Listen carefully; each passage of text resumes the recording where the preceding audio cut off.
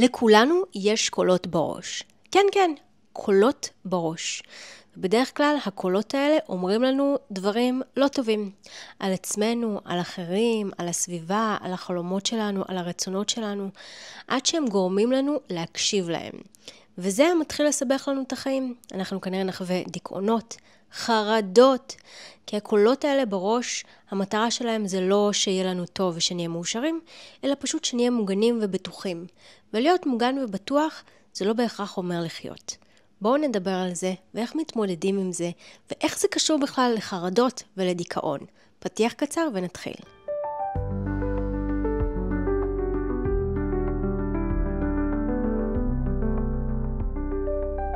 שלום וברוכים השבים לערוץ היוטיוב שלי, אני בר דדי ואני עוזרת לאנשים שמתמודדים עם חרדות, דיכאון, דפרסונליזציה ודה-ריאליזציה.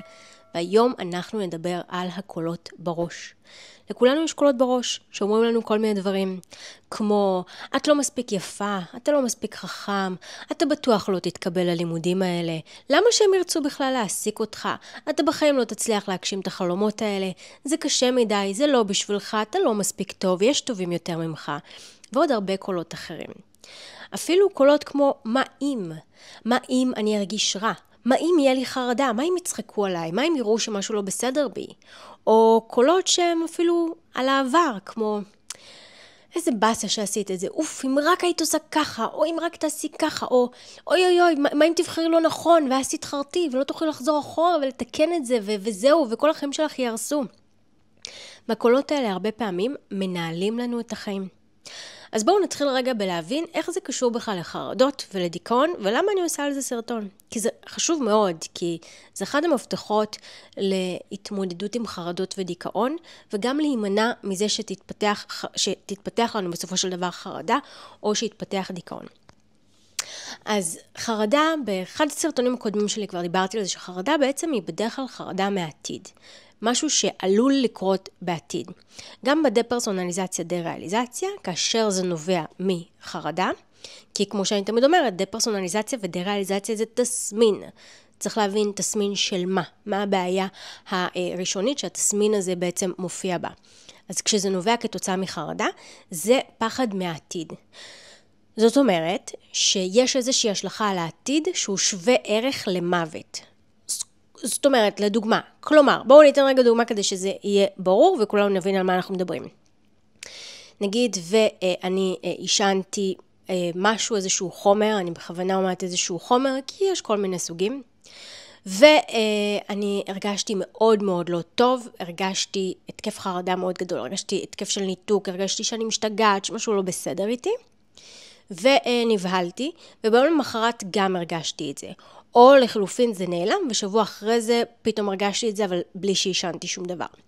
ואז זה הכניס אותי לבעלה ולפניקה. ואז הקולות האלה בראש התחילו להגיד לי, מה אם הרסת לעצמך את החיים? מה אם הרסת לעצמך את המוח עכשיו?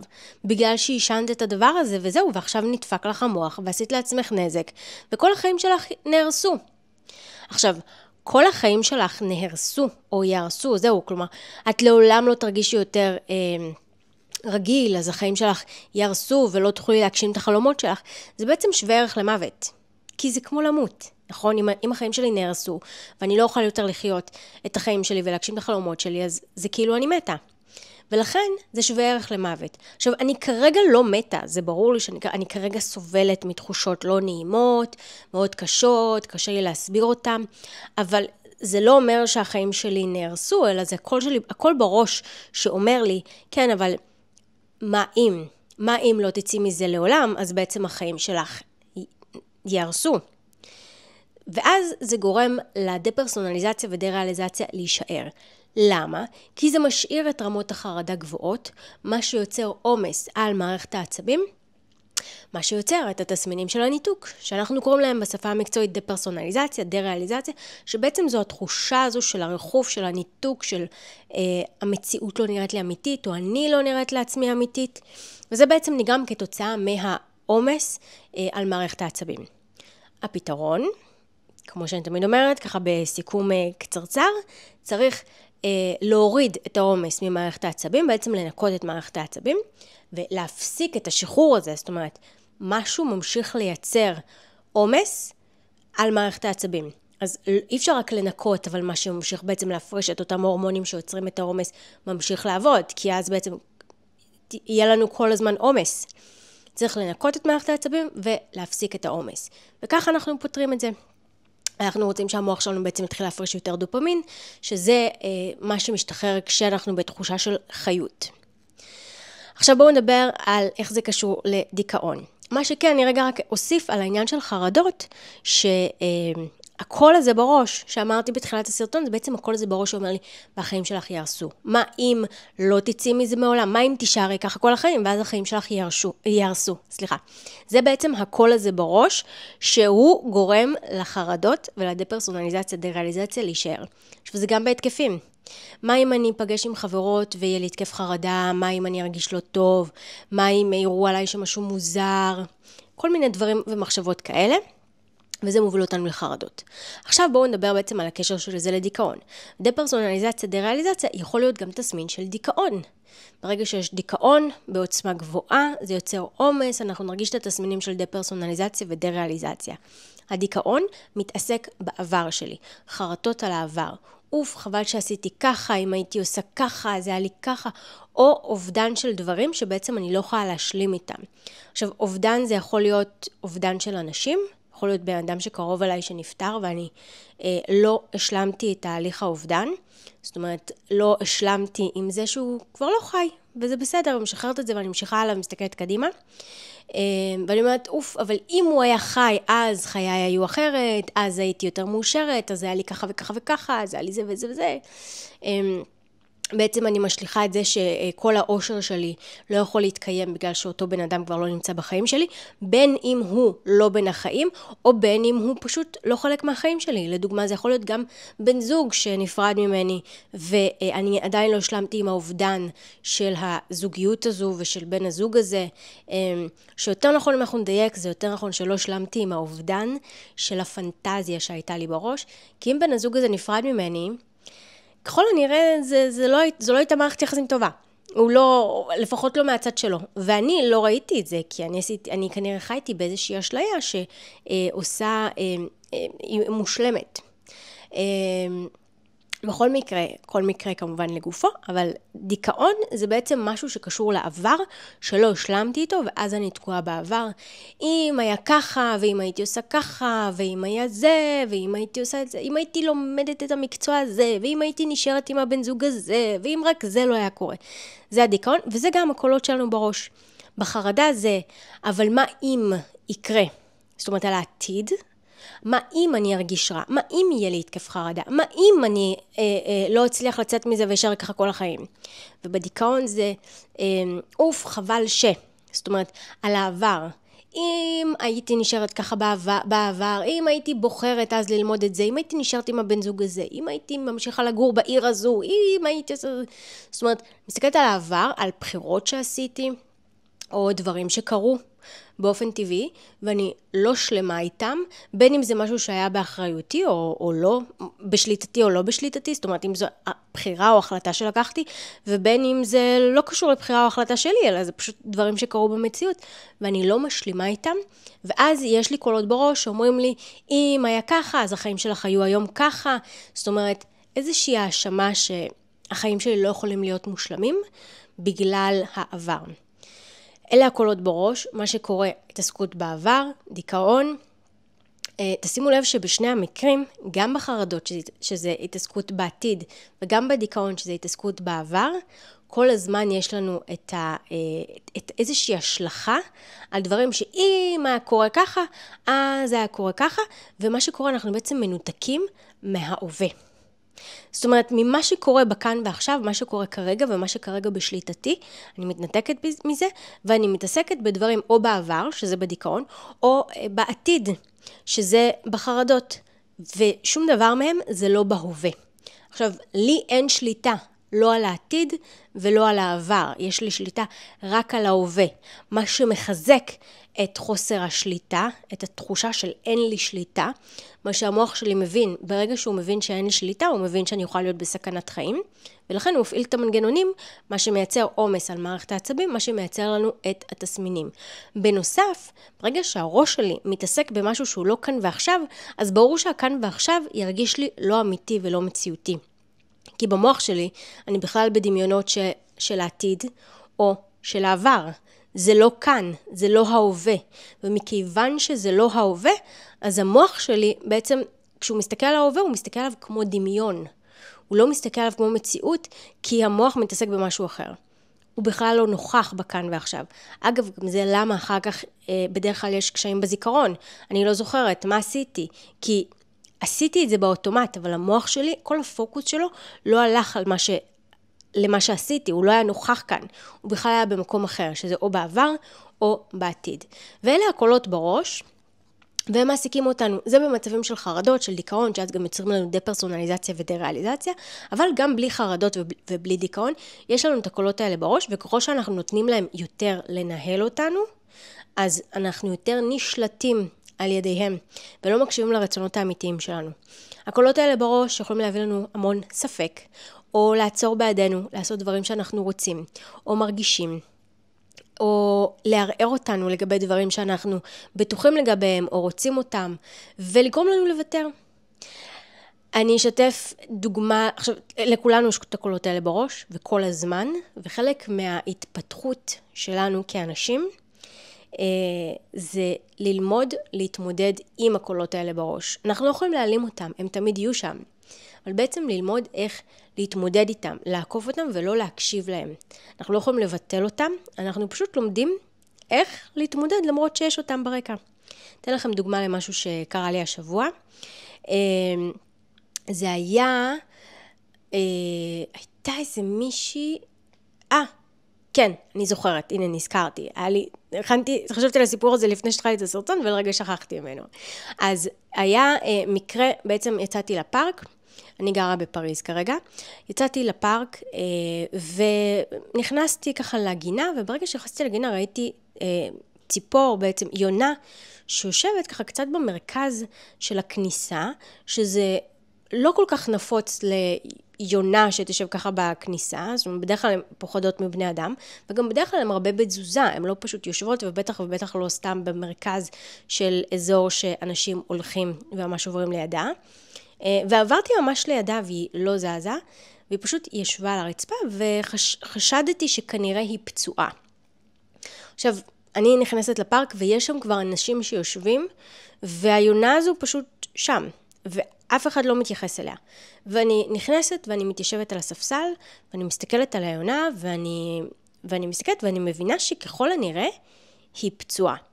וזו הסיבה שהיא יושבת ככה. ואני מתחילה לחשוב, מה אני עושה? למי מתקשרים בכלל בצרפת, בפריז, שיבוא לטפל ביונה, וגם למה שיבואו בכלל לטפל ביונה, ולא נראה לי כאילו, מה עושים במצב הזה? ואני יושבת שם ואני מתלבטת מה לעשות, ויש לי את הקול הזה בראש שאומר לי, כאילו, תעזבי זה, מה, אף אחד לא מתייחס לזה, למה את צריכה להתייחס לזה? אל תעשי פדיחות, וזה יהיה מוזר, ואל תמשכי תשומת לב, זאת אומרת, הקול הזה בראש שאומר לנו, לא לעשות דברים שאנחנו מרגישים שאנחנו רוצים או צריכים לעשות. והבחור שישב ממש לידה היה עם אופניים, והוא קם ללכת, הוא מסתכל על היונה הזו, ואומר, מה יש לה? והוא כזה בועט באוויר שתזוז, והיא כזה מנסה טיפה לזוז, אז היא זזה איזה 10 סנטימטר, וזה ככה עוד יותר עצבן אותי, כאילו, למה אתה מתייחס ככה ליונה? כאילו, למה היא מפריעה לך? הרי אתה יכול לעבור, זה לא שהיא עומדת באמצע הדרך שלך ואתה לא יכול לעבור. וגם אתה סתם עומד שם ומדבר עם איזה בחורה ומנסה להרשים אותה, כאילו, זה כל כך עצבן אותי, ממש הסתכלתי עליו בזעם. הסתכלתי על היונה ואמרתי, טוב, כאילו, היא בטח פצועה, היא עומדת שם באמצע הדרך. אנשים יכולים לפגוע בה, היא לא יכולה להשתקם בצורה הזו. היא בטח לא יכולה למצוא אוכל, והיא לא יכולה לשתות מים או לחפש מקור מים. נראה שהיא בכלל לא יכולה לזוז. והכל הזה בראש אומר לי, די, אל תתעסקי בזה, עזבי אותך, מה צריכה להתעסק בזה וכאלה. ואז אמרתי לעצמי, אני לוקחת החלטה. אני רוצה לעזור לה. אני מרגישה שזה מה שאני צריכה לעשות כרגע. אני קמה, ואני הולכת לחפש פה באזור מסעדה או בית קפה או משהו, ולבקש מהם מים ואוכל, כאילו, ולדאוג לה רגע. וקמתי ועשיתי את זה, הלכתי, מצאתי, באמת היה איזה בית קפה מאוד קרוב, ביקשתי מהם, יש זה, אז באמת הם הביאו לי איזה ככה עוגיה שהייתה להם, וכוס קטנה עם מים שהיא תוכל לשתות, ובאתי לחזור חזרה, אמרתי, אוי, זה פדיחה, כאילו כמובן זה הכל בראש, הכל הזה בראש, הם מדברים, זה פדיחה, ועכשיו את תחזרי, והסתכלו עלייך איזה מוזרה, שאת באה עם היונה הזו, ומה את, כמובן הכל עוד בראש, מנסים למנוע מאיתנו לעשות דברים שאנחנו רוצים וצריכים, גם אם דברים טובים, כאילו מה את פתחנית, והסתכלו עלייך ומה יגידו עלייך, ובכל זאת נכנסתי, גברתי, לקחתי נשימה עמוקה, ואמרתי, אני עושה את זה, למרות הקולות האלה בראש, כי אני ממקדת את הפוקוס שלי במה שחשוב עבורי. אנחנו כבר נדבר על כל מיני כלים שיכולים לעזור לנו להתמודד עם הקולות האלה בראש, כי זו התמודדות בעצם יומיומית בחיים שלנו עם הקולות האלה בראש, שכל הזמן יבואו בחלומות שלנו, לא בחלומות שאנחנו ישנים, מתכוונת? יש לנו חלומות שאנחנו רוצים להגשים, מטרות, ערך עצמי, עשייה, בזוגיות, בחברות, בהמון המון דברים יבואו, הם יטילו ספק בדברים, הם יערערו אותנו, הם מנסו למנוע מאיתנו לעשות דברים. אני רק אסיים את הסיפור עם היונה, ככה למי שצריך את הסוף. כמובן חזרתי חזרה לתוך הגינה, ראיתי שהיונה כבר זזה למקום אחר, היא הייתה קרובה לאיזה שתי בנות שבדיוק נכנסו כשאני יצאתי, והם נכנסו עם אוכל, אז אני משערת שהיונה התקרבה אליהם כי היא רצתה לאכול מהאוכל שלהם. שאלתי אותן אם הן הזיזו אותה, כי זה היה ברור שיש לה שם רגל או כנף שבורה, משהו שם לא היה בסדר. והם אמרו שלא, שהיא פשוט הגיעה לבד. הבאתי לה את העוגיה, והיא חיסלה את העוגיה בשניות ממש. זהו, השארתי לה את המים והלכתי, לא נשארתי שם מעבר, באמת השארתי ליונה שיהיה לה את השקט שלה, ואני מקווה שהיא בסדר, מקווה שזה חיזק אותה האוכל והמים. אוקיי? אז זה ככה לגבי היונה. עכשיו לגבי הקולות האלה בראש, שהרבה פעמים מגיעים והם מנהלים אותנו, הם מפחידים אותנו, הם באים והם מונעים בידינו לעשות את הדברים שאנחנו באמת רוצים. דבר ראשון, אנחנו צריכים לזכור שזה לגמרי לגיטימי ובסדר, לפעמים ליפול לקולות האלה. שמטילים ספק, שאומרים לנו שאנחנו לא מספיק טובים, שמונעים בידינו לעשות משהו. לדוגמה, אני יכולה ללבוש משהו מאוד יפה שאני מאוד אוהבת, ואז הקולות האלה בראש יגידו לי, זה יותר מדי, ויסתכלו עלייך ויגידו שהשקעת יותר מדי. או קולות האלה בראש אומרים לי, מה אם? או את לא מספיק טובה, או אתה לא מספיק חכם, למה שיקבלו אותך בכלל, אבל אתה לא טוב, למה שיאהבו את מה שאתה עושה, למה שיאהבו אותך? הקולות האלה בראש שכל הזמן באים ומערערים אותנו. אז איך אנחנו מתמודדים איתם? קודם כל אנחנו תמיד נצטרך להתמודד איתם, וזה בסדר אם גם לפעמים אנחנו נופלים ומקשיבים להם, כי הם באמת מאוד מאוד חזקים ויש להם כוח, והם יודעים את נקודות התורפה שלנו. זה העניין. הקולות האלה מגיעים מתוך עצמנו, והם יודעים איפה אנחנו חלשים. אז קודם כל, דבר ראשון, היתרון שלהם זה שהם בדרך כלל יצביעו לנו על המקומות שבהם אנחנו צריכים לעבוד על עצמנו. ואנחנו תמיד צריכים לעבוד על עצמנו, אנחנו אף פעם לא נגיע לשלמות. זה חלק מהעניין, זה חלק מהחיים. וצריך ללמוד לאהוב את זה, אוקיי? פעם אנשים היו מקבלים את זה כחלק מהחיים, היום אנחנו חיים קצת בעולם שמלמד אותנו שאנחנו לא צריכים להתאמץ, או לסבול, שסבל זה לא משהו שהוא חלק מהחיים, למרות שסבל זה כן משהו שהוא חלק מהחיים. פעם אנשים יותר קיבלו את זה שסבל זה חלק מהחיים, היום אנשים ברגע שיש סבל הם מתלוננים ומרגישים שזה דבר שהוא לא פייר, וקשה להם לקבל את זה כחלק מהחיים. ואני חושבת שלכן גם הרבה פעמים כשאנחנו צריכים להתמודד פתאום עם איזשהו אתגר או קושי, אנחנו אולי מהר מאוד נופלים, או אני רואה את זה בתחום של בריאות הנפש, אנשים מחפשים אני לא רוצה להתאמץ, אני לא רוצה לעשות שום דבר, אני רוצה לשלם, ושמישהו יעשה את זה עבורי. עכשיו נכון, בהרבה מקומות כן אפשר לעשות את זה, זאת אומרת, אני משלם, והוא מכין לי את האוכל, הטבח. אני משלם, והמנקה מנקה לי את הבית, אני לא צריך לעשות את הדברים האלה. אני משלם למישהו, והוא עושה את הדברים במקומי. עבורי. בתחום של בריאות הנפש אי אפשר, כי רק לך יש גישה למוח שלך. וזה צריך לדרוש ממך מאמץ והתמדה ועבודה. ואני רואה את זה, יש אנשים שהם לא מוכנים לעשות את זה, הם לא מסוגלים, זאת אומרת, הם רוצים משהו שיעשה את זה עבורם. ואז הם הולכים לכדורים הפסיכיאטריים. שזבו שזה עוד נושא בפני עצמו, העניין של כדורים פסיכיאטריים. מה אנחנו רואים מתוצאות של מחקרים, כמה באמת זה מסייע, זאת אומרת, לטווח הרחוק, מה זה עושה ומה ההשלכות של זה וכו'. כמה באמת זה עוזר. הרבה מאוד אנשים לא רואים תוצאות מהכדורים הפסיכיאטריים בכלל, או שזה מחמיר את מצבם, והם לא מבינים מה קורה, אז הם נכנסים לאיזו סאגה של החלפת כדורים. אבל הפתרון הוא בלדעת להתמודד עם הדברים, ואז להתמודד איתם. ויש איזשהו רצון של לברוח מההתמודדות הזו, ואם אני משלם לבן אדם, אני רוצה שהוא גם יעשה את זה עבורי. ואי אפשר. אי אפשר שבן אדם יעשה את זה עבורי. כמו שאי אפשר שבן אדם ילמד עבורי קרוא וכתוב. אי אפשר. אי אפשר. אם אני רוצה לדעת קרוא וכתוב, אני צריכה ללמוד את זה. ולתרגל את זה. ואנחנו חיים קצת בעולם שהופך אותנו ליותר ויותר עצלנים באיזשהו אופן.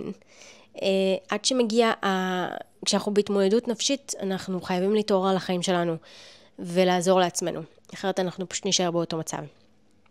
ונכנסנו לנושא הזה כי זה קשור לזה שהקולות האלה בראש מנהלים אותנו, ואם אנחנו לא יודעים להתמודד עם קשיים ועם אתגרים, ולהבין שההתמודדות היא אצלנו, ולא, אני רוצה שמישהו אחר יעשה את זה עבורי, אם אנחנו לא נבין את זה, יהיה לנו מאוד קשה להכיל את החיים האלה, מה ששים אותנו יותר ברמות סיכון של חרדות ושל דיכאון. אבל אם אנחנו נבין שחלק מהחיים זה ההתמודדות, זה פיתוח חוסן נפשי, רגשי, שזה כל כך חשוב. אם אנחנו נבין את זה, אז אנחנו נוכל יותר להתמודד עם המחשבות האלה ולהתפתח. וכל הזמן להפוך להיות אנשים מפותחים יותר, חזקים יותר, חכמים יותר. בעצם להבין שהחיים זה תהליך, זה התפתחות, זה דרך. אוקיי? זה לא עכשיו להגיע לתוצאה ונגמר החיים. לא. כל הזמן יש לנו עוד ועוד ועוד תחנות בדרך, אבל אנחנו כל הזמן בדרך. אנחנו כל הזמן בדרכים. אז שואלים, בדרך לאן? ואיך מגיעים לשם? מחפשים קיצורי דרך להגיע. אין דרך לאן. הדרך זאת ההנאה. אוקיי? תחשבו רגע כמו לצאת לטייל. נגיד עכשיו אני יוצאת ומטיילת בטבע. מה המטרה? לאן אני הולכת? אני הולכת לטיול. אני לא הולכת לבריכה או לים. הגעתי לבריכה ולים. זהו, אני ביעד. לא. הדרך, המסלול, זו החוויה. זה התהליך. זה המטרה. וליהנות מהדרך. ויכול להיות חלקים קשים בדרך, וזה חלק מזה. ליהנות גם מהחלקים הקשים והמאתגרים.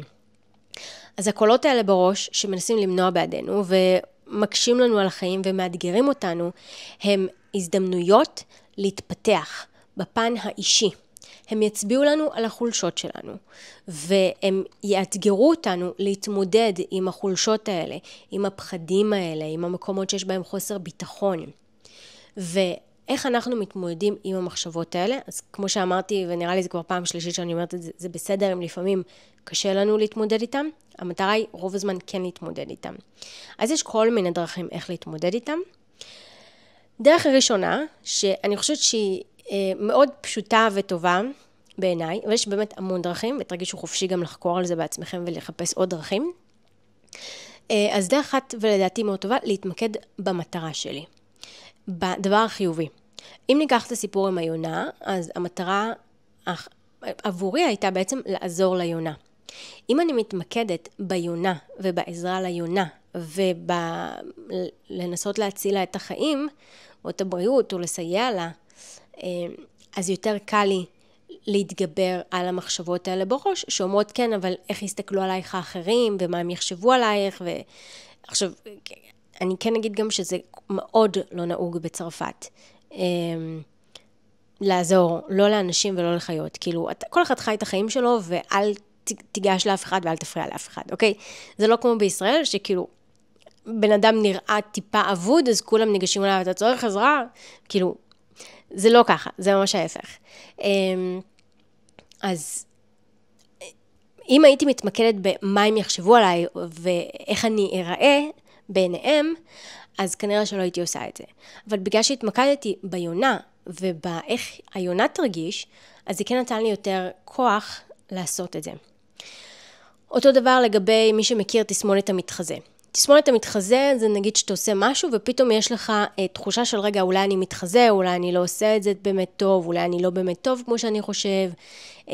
בעצם תסמונת המתחזה זה התחושה הזו שאולי אני מתחזה למשהו ואני לא באמת טוב בזה כמו שאני חושב. אז גם פה, אם אני מתמקד במטרה שלי ובאיך שאני עוזר לאחרים או למה זה טוב לאחרים, אז יותר קל לי לעומת המחשבות על עצמי.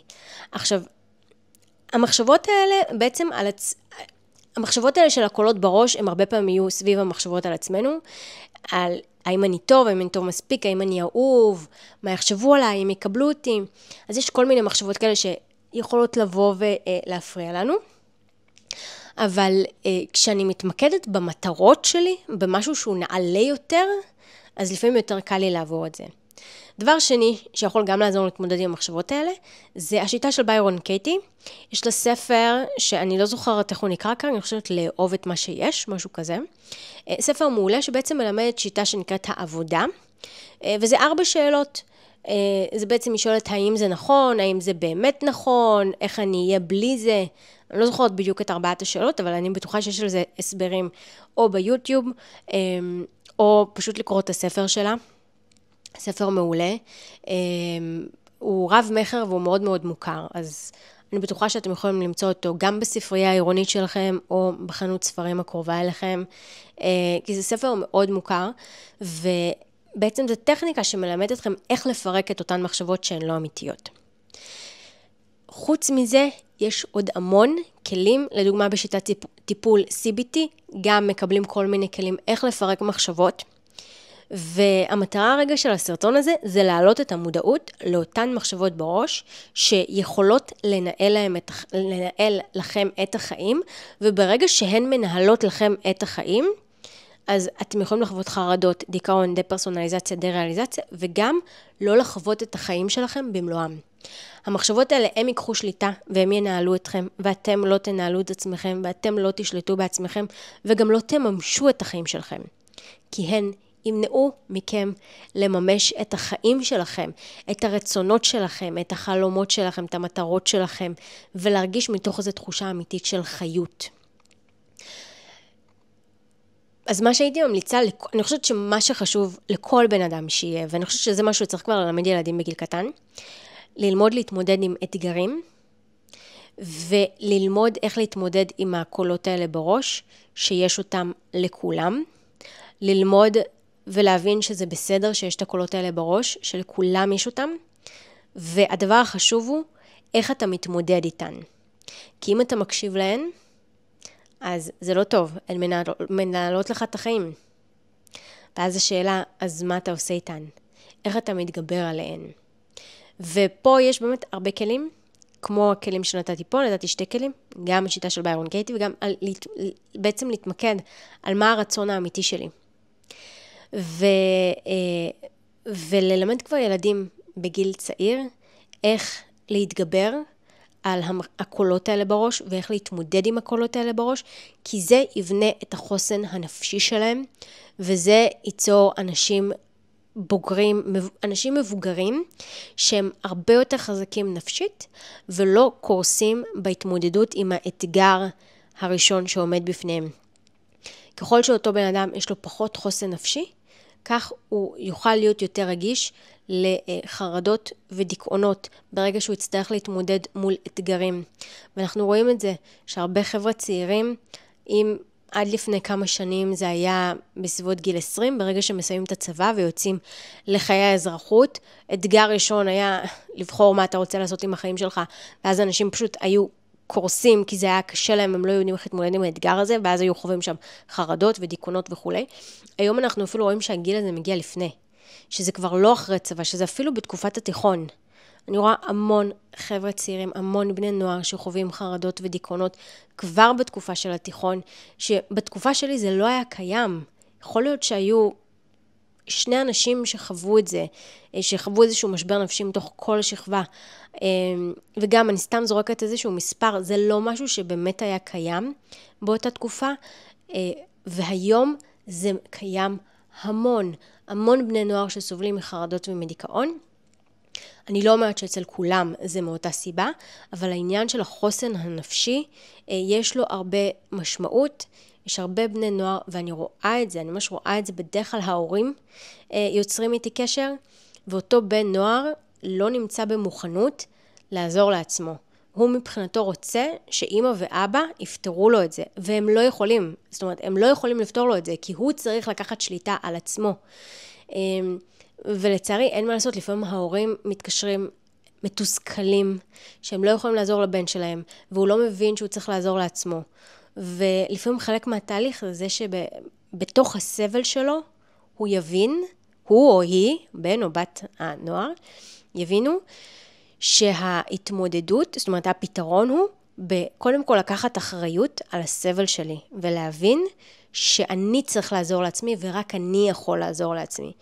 וזה חלק מהלמידה וחלק מההתמודדות, אבל ככה קצת גלשנו לדברים אחרים, אבל כמה חוסן נפשי זה דבר חשוב, וחוסן נפשי נבנה וקשור באופן ישיר לאיך אדם מתמודד עם הקולות שיש לו בראש, ולכל אדם יש קולות בראש, לכל אדם יש קולות בראש, והקולות האלה אצל כל אדם הם אחרים, כי הם מכירים ומזהים את החולשות, ואיך שתצליחו להתמודד עם הקולות האלה בראש, ואתם לנהל אותם, ואתם לעשות מה שאתם רוצים, ולהיות קשובים לרצונות שלכם ולא לקולות האלה בראש, כך החוסן הנפשי שלכם יהיה יותר חזק, כך אתם תהיו הרבה יותר חסינים לחרדות ולדיכאונות ולדה-פרסונליזציה ודה-ריאליזציה, וכך גם החיים שלכם יהיו הרבה יותר מאושרים באופן כללי.